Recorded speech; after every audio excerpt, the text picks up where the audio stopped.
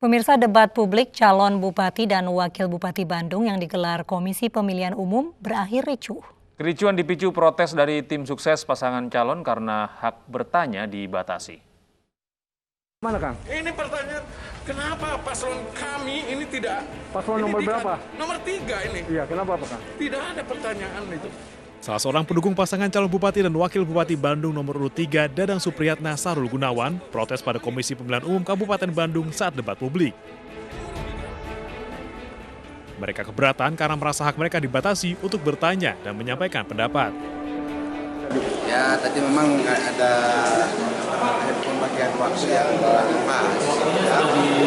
Nggak sabu, jadi gimana ya? Ini evaluasi aja yang dilakukan. Tapi yang jelas bagi kami bahwa pembangunan di Kabupaten Bandung harus cepat dan kita lakukan secara cerdas dan pertanyaannya pedas. KPU Kabupaten Bandung berjanji akan mengevaluasi pelaksanaan debat dan menyampaikan hasilnya secara terbuka. Kita setiap tahapan selalu ada evaluasi, bahwa evaluasi tersebut memang kita melihat kelebihan dan kekurangan, termasuk setiap evaluasi kami menampung saran, pandang, kritik dari semua pihak. Nah, berkaitan dengan debat ini pun tidak terlepas kami akan segera evaluasi dan mungkin akan ada beberapa pihak biar kita tahu juga kalaupun memang nanti ada yang ketidaksesuaian atau seperti apa ya setelah kita evaluasi tadi. Kericuan mereda setelah pihak panitia menenangkan masing-masing pihak dan debat publik kembali dilanjutkan. Dari Bandung, Jawa Barat, Saufat Indrawan, iNews melaporkan. Pemirsa, usulan rancangan undang-undang larangan minuman beralkohol mulai dibahas di Badan Legislasi DPR Republik Indonesia. Majelis Ulama Indonesia mengimbau agar pemerintah dan DPR mempertimbangkan kebijakan yang terbaik bagi masyarakat dan menghindari konflik kepentingan.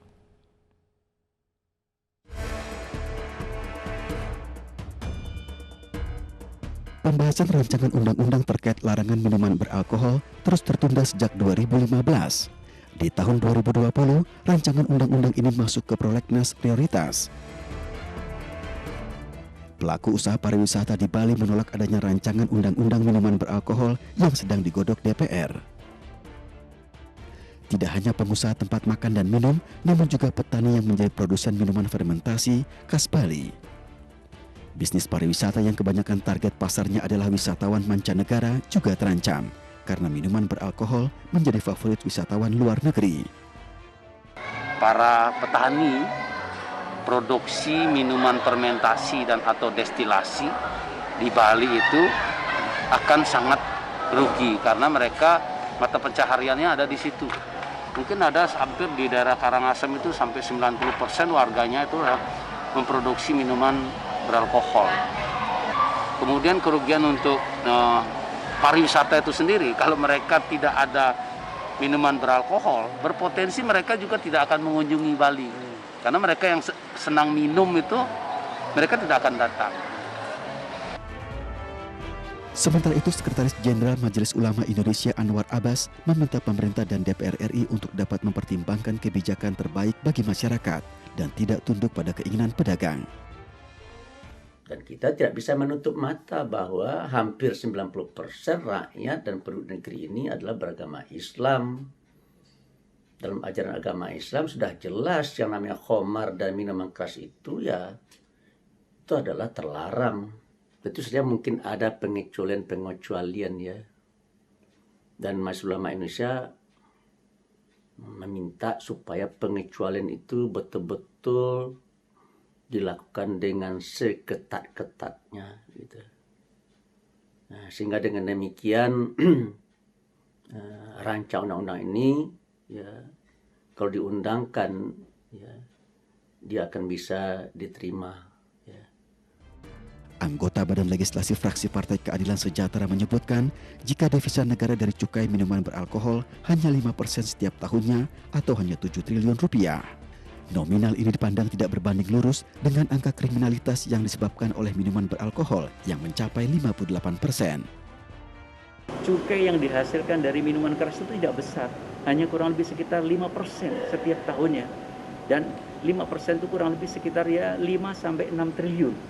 Artinya kalau kita mendapatkan kompensasi uang sebesar 6 hingga 7 triliun katakanlah, tetapi kemudian nyawa anak-anak muda, moralitas anak-anak muda kita, generasi muda kita semakin kurang, tentu terlalu sumir kalau kemudian kita mengatakan itu adalah sesuatu yang dibuat-buat.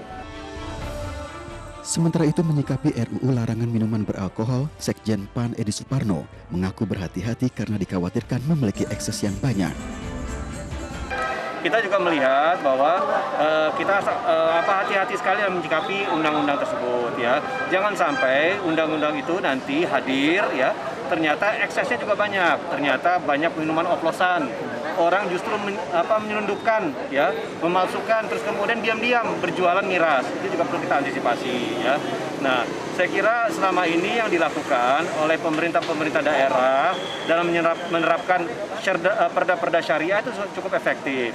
Misalnya di Kota Cirebon ada perda syariah, tidak boleh ada minuman beralkohol di Kota Cirebon. Itu sudah efektif. Di kota-kota lain juga seperti itu. Ya, jadi saya kira hal itu juga sudah efektif ya. Rancangan undang-undang terkait larangan minuman beralkohol masih terus dikaji dan dibahas untuk diundangkan. Tim Liputan iNews melaporkan.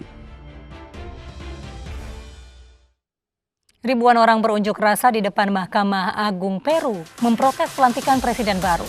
Informasi dari mancanegara akan kami hadirkan usai jeda.